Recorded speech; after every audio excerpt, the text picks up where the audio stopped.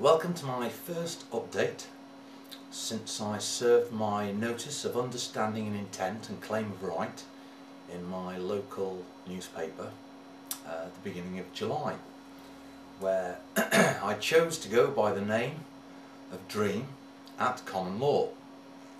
Now, it's been fascinating since then because most people don't actually appreciate the reasoning behind it. People seem to think, oh, he's just a mad bloke, changed his name to Dream. Well, that's fine. It doesn't worry me in the slightest. But there is a really specific purpose as to why I have done this.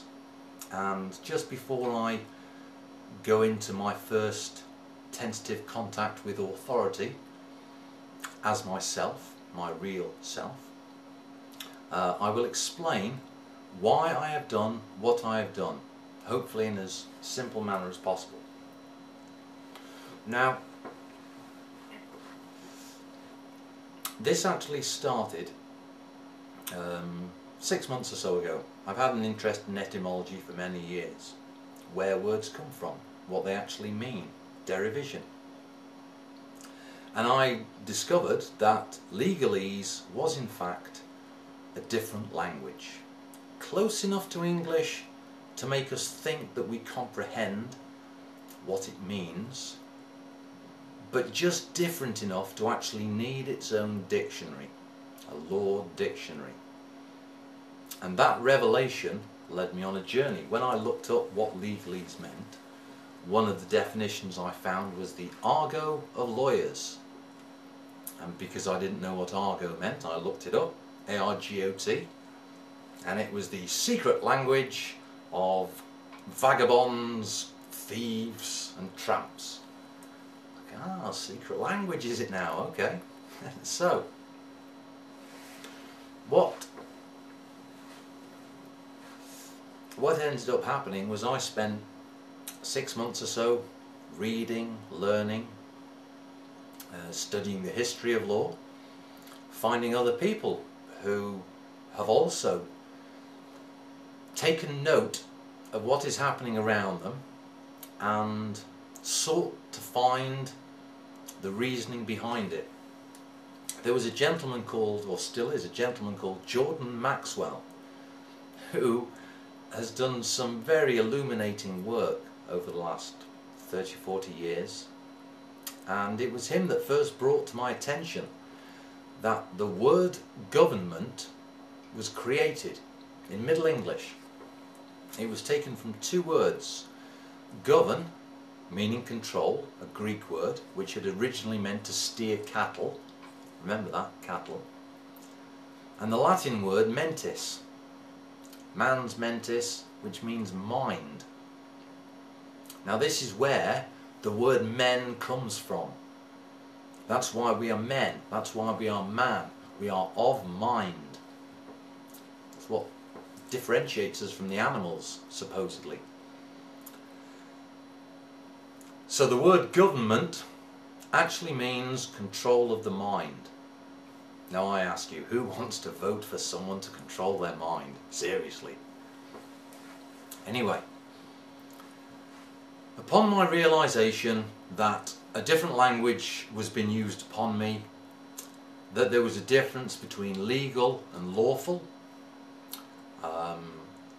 the work or journey of Robert Arthur of the family Maynard, a Canadian gentleman, and a wonderful chap, a carpenter, John Harris, who have explored, he's English, he's exploring this journey, and people are taking different routes.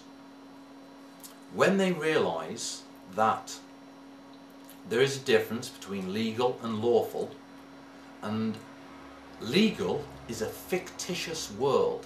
There's something called a legal fiction. Now it is my understanding, which I believe I can prove, that I am not a person. Sorry, I'm not a person, I'm a man. Legally, I'm a man. Now, I need to define that, because under the law of contract you need someone's name. Now once you have that name and their address, you can contract with them. And the law of contract is very simple. All it requires is offer, consideration and acceptance. Now this is where it gets interesting. You say, you're not a person? No. A person is a legal fiction. Whenever you see your name in capital letters or with a title, Mr., Mrs., Doctor, or abbreviated letters, then that is not you. That is a legal fiction. It is my understanding that upon my birth, a legal fiction known as a person was created. My parents were informants, apparently. They registered, well, they applied, which apparently an application is synonymous with begging, legally. And they registered. And when you register, you give up partial title or ownership. They registered my birth. Now on my birth certificate, I have a forename or four names and surname. The surname is capitalized. And I'll show you this on my birth certificate. So my parents, their names are capitalized. However, when you go along and you look at the signature of the registrar, their name is in upper and lower case. Why would that be? Well, a legal fiction, a person, cannot sign their name because they're not real, they're a fiction. So you have to have a real man or woman who is able to sign and give a wet signature, as it's known, to sign the document lawfully. That then becomes a legal document. That legal fiction was created. This is why I have done what I have done. And hopefully those who are questioning it may have a slight better comprehension of the journey that I have embarked upon.